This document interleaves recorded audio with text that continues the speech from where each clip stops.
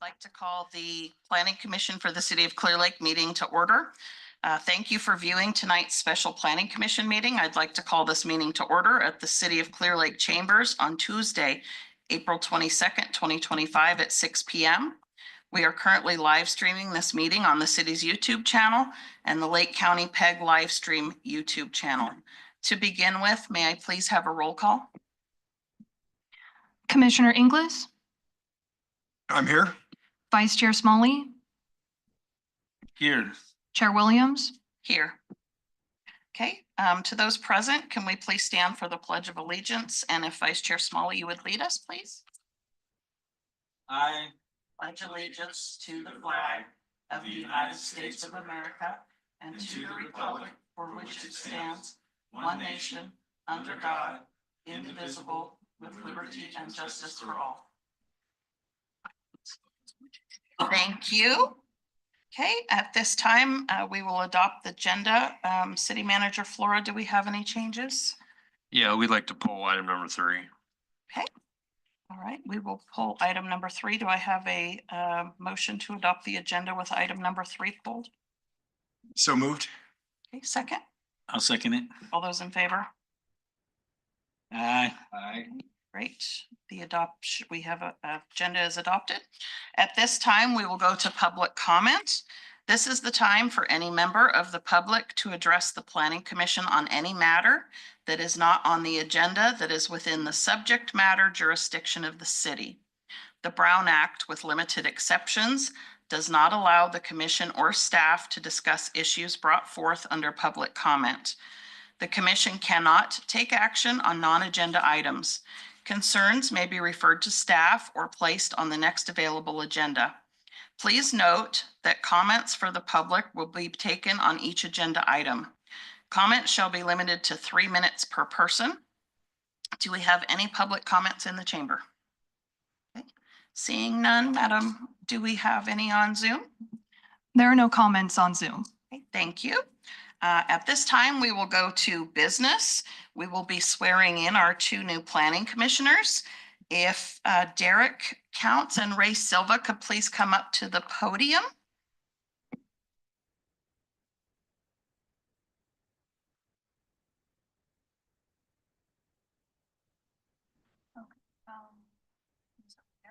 Yes, ma'am. You can raise your right hand and repeat after me. I, Derek Counts, I, Derek Counts, do solemnly swear do solemnly swear that I will support and defend that I will support and defend the Constitution of the United States of America the Constitution of the United States of America and the Constitution of the State of California and the Constitution of the State of California against all enemies, against all enemies, foreign and domestic, foreign and domestic, that I will bear true faith and allegiance that I will bear true faith and allegiance to the Constitution of the United States to the Constitution of the United States and the State of California, and the State of California. that I take this obligation freely I take this obligation freely without mental reservation, without mental reservation purpose of evasion, or purpose of evasion, and that I will well and faithfully that I will and faithfully discharge the duties discharge the duties on which I am about to enter. upon which I am about to enter.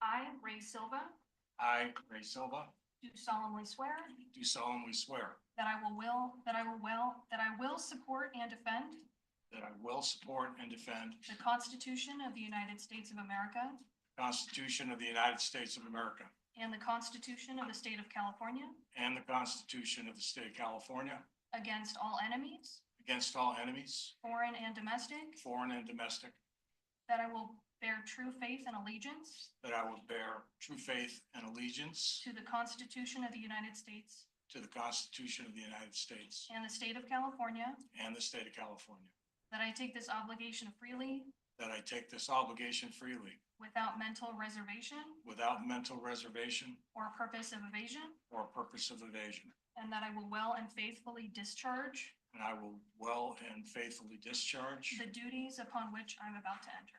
the duties upon which I'm about to enter.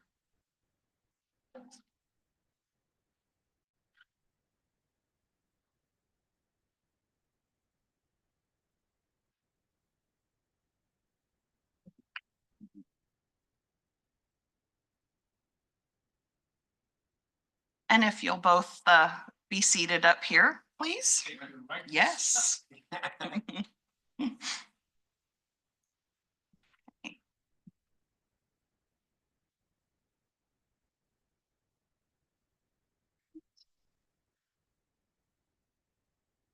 Welcome. Nice. Welcome. Thank you. All right. And we'd like to welcome you to the Planning Commission. So, Thank you, guys. all right, at this time, we will move on to our public hearing.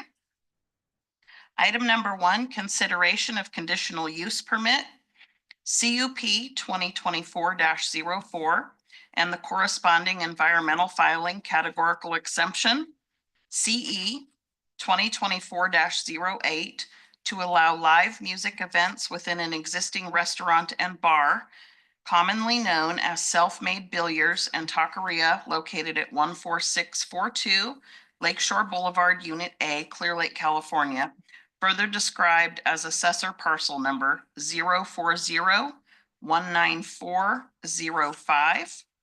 Staff, may we please have the staff report? So we'll just go ahead and start with a location. So this is located, the project site is located along Lakeshore Drive, which is one of the major collectors that goes through the city, goes up to downtown area, like by Austin Park. And then Highlands Redbud Park is just down to the south. It's the red dot there, as you can see. And then Emory Avenue is on the backside. And that is a collector also, but a minor collector, more of a neighborhood collector. The parcel is approximately the whole parcel. It is in, the actual project is located in Self-Made Center. So that whole parcel actually functions as one in terms of parking. So just keep that in mind as we go through the process here in the presentation.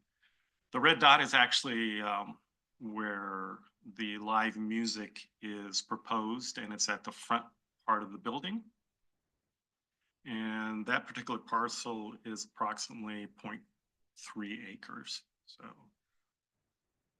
So this is just a blow up of the area. So actually quarter of an acre. So the actual parcel area where the live music will take place is on a lot that's approximately 10,400 square feet. The actual building is about 5,100 square feet. As I mentioned earlier, it's located in the Self-Made Plaza, which is actually, if you see the dotted line on the screen there, that would be, this area here, this whole thing would be the Self-Made Plaza. Zoning. So the area, the area that is the Self-Made Plaza is zone general commercial.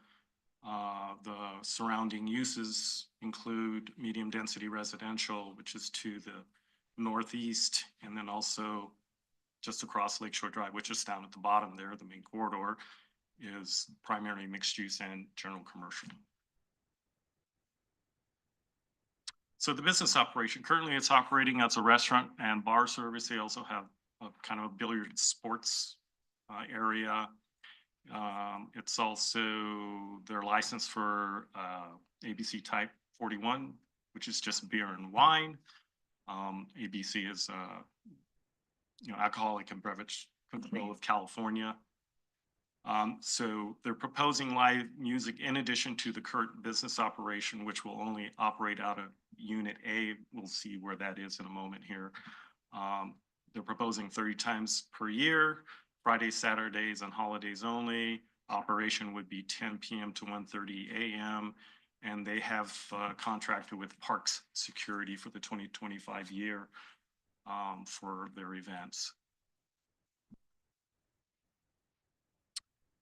This is some graphics that the applicant has provided to us. On the left, it's kind of a little blow up of the area of Self-Made Center.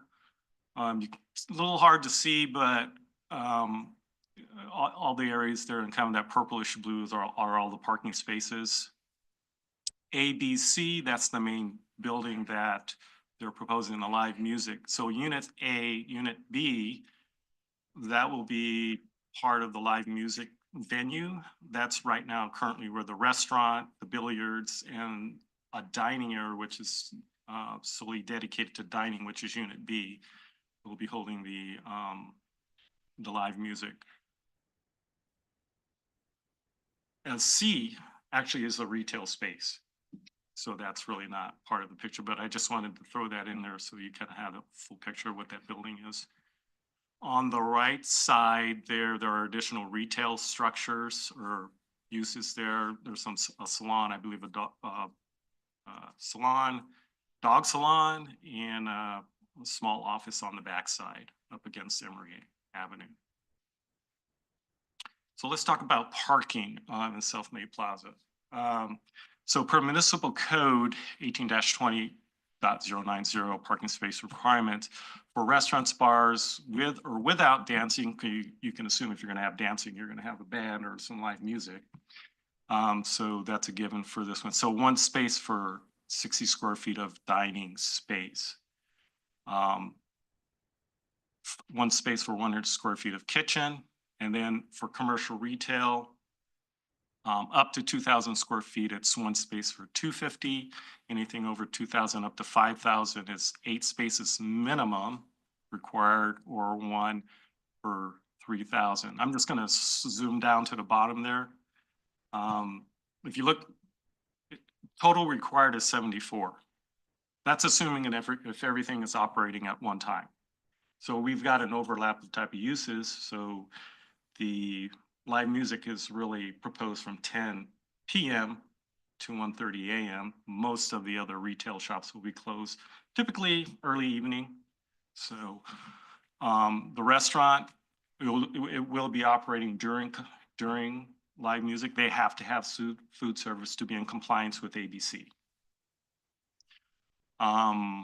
So all in all, their total required is 74 on site. They have approximately 45 that they can actually accommodate for parking.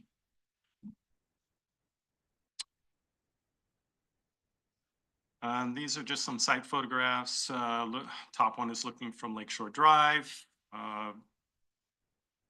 The live music events and the restaurant and billiards are the building in the back on the left there. This is from Lakeshore Drive. So this would be the primary entrance we're proposing. On the back, on the back side is Emory Avenue. They do have a gate there. They can do some parking there, approximately 8 spaces. We recommended to them, there's a gate there, that they do not block the gate, and that they put a sign up there, no parking in front of gate or something like that, so that, you know, in case of an emergency or fire or something, emergency vehicles can get back there and get that open. And we also are suggesting that only employees park back there and limit the exposure from the public on that road, Emory Avenue. Environmentally, it's exempt from CEQA because it's an existing structure, and the applicant is not proposing any major changes to the structure itself. Conditions of approval. But typically when we do conditions of approval, there's some kind of boilerplate stuff we put in there with regards to getting agency approvals, timelines on when the conditions of approval need to be in effect or acted upon by the applicant, and they usually expire within 1 year, I believe it is. But in this particular case, we have about 3 specific conditions we wanted to highlight. Trash enclosure plan, we're requiring the applicant to apply for a trash enclosure plan. They don't currently have that, and there's been some trash accumulation there that the city would like to get taken care of. So that is a requirement prior to operation of the live music. It doesn't affect their restaurant at this point. They can still operate as a restaurant, but not the live music until these 3 items are taken care of. Curb, gutter, and sidewalk. Per our code, any improvements over approximately $50,000, or if there's a discretionary approval that is required, would require curb, gutter, and sidewalk. And this, along Lakeshore Drive, this would be an in lieu fee. They're not required to install that those improvements. Agency permits as may be required. We just, staff recently called, actually ABC, their license did expire on the 31st of March, but they do have 60 days to come into compliance, so they can still operate until June 30th. And that sums up the presentation. So you have three motions you can pick from. One, move to adopt resolution PC 2025-02, move to deny the resolution, or have staff continue with direction. That concludes the presentation. Thank you so much. All right, I will bring it back to the commission for questions. This time, Commissioner Inglis, do you have any questions of staff at this time? I have a couple. Have there been any noise reports prior as a restaurant billiard parlor from this? Maybe cheap. Not as far as staff is aware. We haven't had any complaints of that. If I could add something, yeah, we could have Chief Hobbs answer that specifically if you would like, but I think it is important to note that this is one request that was made initially, I don't know, maybe a couple of years ago, and we had some concerns about there being issues, and so we issued some temporary event permits for them to operate occasionally, and sort of as a trial period. And because there were determined to be no significant issues, and they wanted to do things more frequent than we thought we could approve on a temporary basis, that's why it came back to the comes back to the commission, but no significant. So they passed the complaints. trial. How about tequilas? We approved one, something similar last year. Have there been, how's that been? I mean, I haven't heard of anything negative, but I don't know.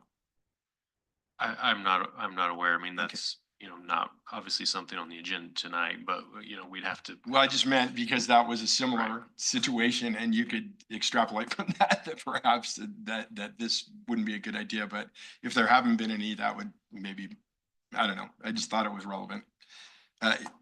Chief, anything on tequilas? That one's on. Like the city manager said, on this one in particular, since they've been getting the permits and doing the events with security, our calls there have gone down drastically. We go there often when they're doing the events just because, just to stop by. But calls since 2024, we've had less than 5 calls where we've actually responded there for noise or arguments, things like that. In comparison, before they were doing the events with security, I mean, we would go to 5 in a couple weeks. So big difference. As far as at the tequilas, I don't have specific numbers, but last time I checked, it was very similar there. When they got the permits for the events they were doing, regular, a couple times a month, and started getting security, things like that went down drastically. And there's been no major changes since they got the use permit. Oh, great. So it worked. I have a couple comments. Looking at the place, I saw residential nearby, but where they're planning on doing the music is as far away from the residence as it could possibly be on that property. And they're talking about 2.5 average events per month. That's just doesn't seem to be an overburden. And that's all the questions I have. So. Thank you. Commissioner Silva, do you have any questions for staff at this time?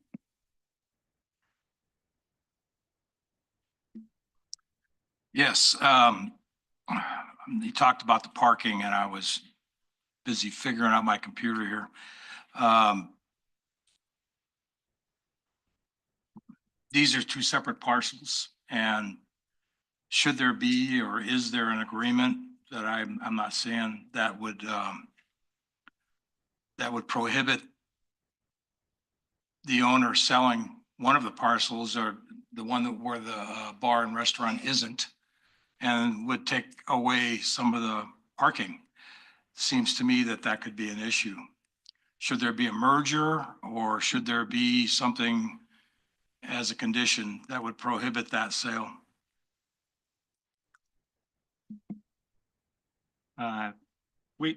So staff did discuss that. At this time, we don't think it would be prudent to do a merger or require the applicant to do a merger. Typically, what would happen is, if it's a more intense use such as live music or something or that which requires more parking, at that point in time, it would be a use permit, and then at that point in time, we might, as part of the condition, request that the applicant or whoever he sells it to, do a merger. Thank you. The other question I have is about the sidewalk, curb and gutter. Perhaps I should come in another time and talk how that all works, where the money is. I guess they're putting up or a bond and in order to fund the eventual Lakeshore Drive rehab. Chair Williams, yeah. In this case, because we are doing design on the project itself, there's actually a separate fund that the city's established, and so they are required to just pay the in lieu amount, which is a per foot fee that's been determined by our city engineer. So rather than do the construction, they pay that to the city, and then we put it in that separate fund. So when the construction is started, that will go to offset the city's cost for constructing that. Thank you. Without getting in the bushes on all that, perhaps we'll have a conversation. I'd like to understand how that's going to work with people who aren't improving or developing. Anyways, I'll let that go. I just wanted to say something, just to clarify relative to the curb, gutter, and sidewalk in lieu fees. So that will be only for the parcel. It won't Right. be the whole frontage, just to clarify. Right. Yeah, and I mean, Associate Planner Taylor did a good job of describing kind of our recommendations on this. I mean, we have had other situations where the use required parking spaces on property that was owned by someone else. And in those cases, we would require that there be some type of parking agreement in place. When you have the same property owner, that doesn't really work the same. But we think that with the retail use, and as he described, if a more intensive use comes back, they're going to have to go through the use permit process. And so that would be kind of our chance to deal with it at that time. It's also still what I would consider somewhat of a downtown area. And so, some street parking may be required for some of these uses as well. Thank you. That's all I have. Okay. Thank you, Commissioner. Commissioner Inglis has another question. Yeah, the 30 days per year, is that going to be prorated if it passes this year? Or can they do 30 over the next 6 months?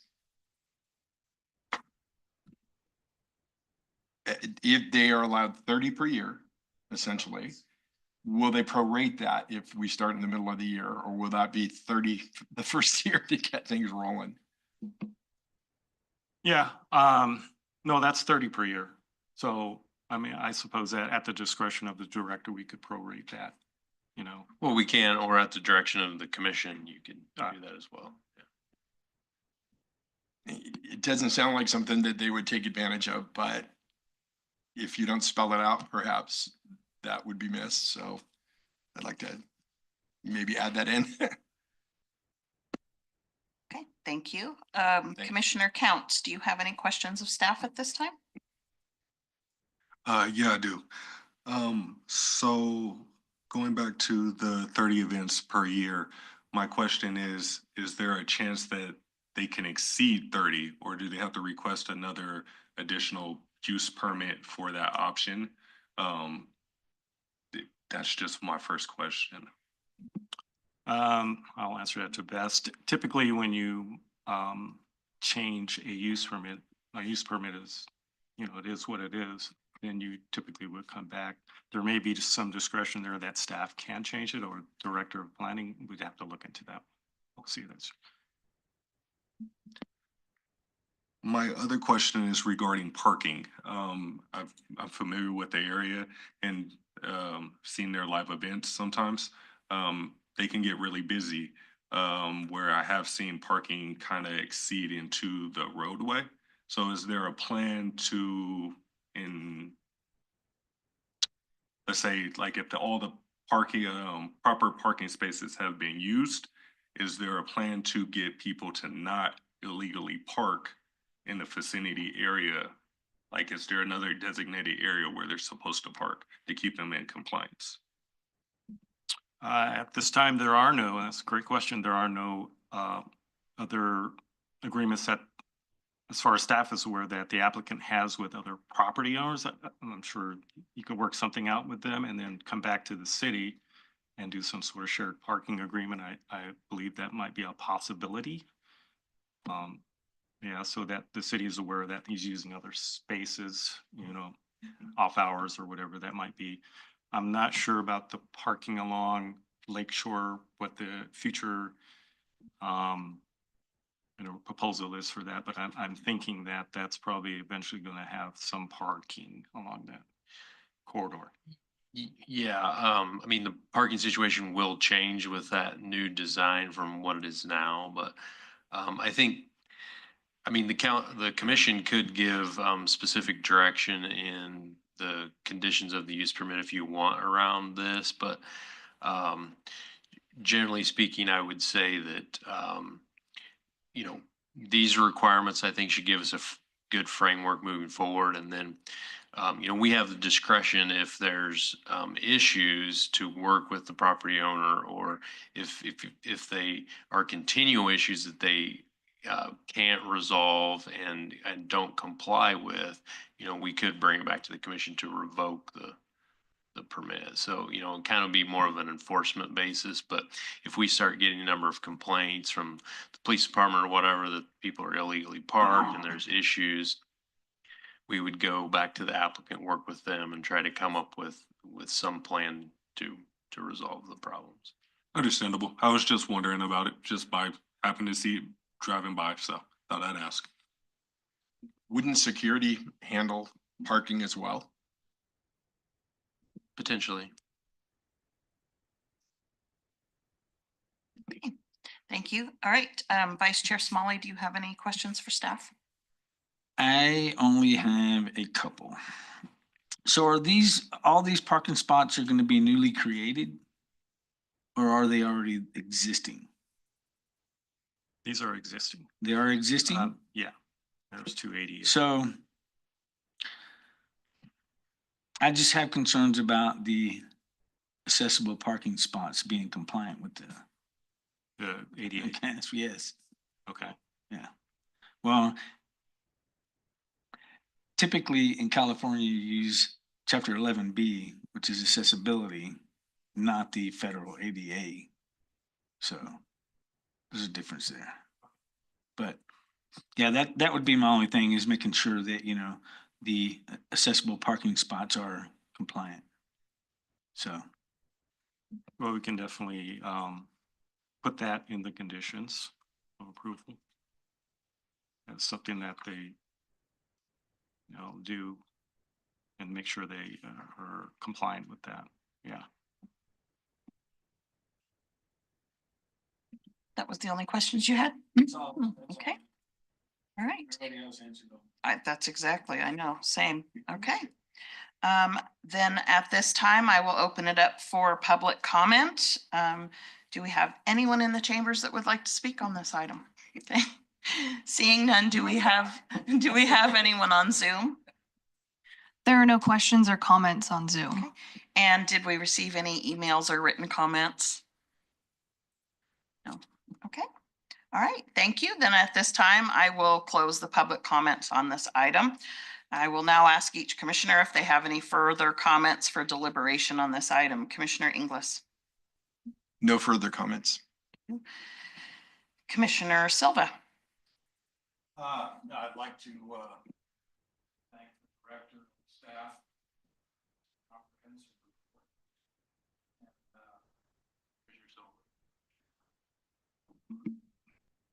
I'd like to thank the director and staff for a nice report, pretty comprehensive and inclusive. There's always going to be issues and problems with anything, whether it be parking or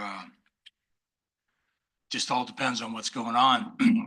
I hearken back to the days where there was little nightclub joints all the way up the strip, and people usually figured it out where to park and and have a good time. And I'm actually looking forward to seeing live music again on Lakeshore Drive. And hopefully it'll be the beginning of returning to the fun place it always was. Within reason. Not too much. Yeah. That's all I have. Thank you. Thank you. Commissioner Counts? No further questions. Thank you, Vice Chair Smalley. No further questions. I have no further questions. I will take a motion for item number 1 on the agenda. I make a motion that we approve the conditional use permit CUP 2024-4. Thank you, Commissioner Smalley. Do I have a second? Second. I have a second by Commissioner Silva. May I please have a roll call? Commissioner Silva, Commissioner Counts, Aye. Commissioner Inglis, Aye. Vice Chair Smalley, Aye. Chair Williams. Aye. Thank you. Motion passes. All right, we will take our city manager and staff reports at this time. I don't really know that I have too much to report unless the commission has any questions about projects.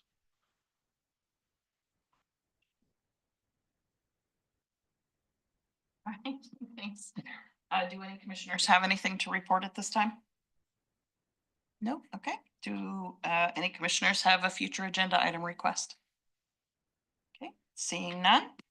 All right, thank Chair- you. Chair Williams, real quick, the item number 3, just make sure we're all clear, there was, we try to do this annually, but also because we have a couple of new commissioners, the norms and procedures, Administrative Services Director Swanson was prepared to give that report and is sick today, so we'll add it to the next agenda coming up. Great, thank you. Okay.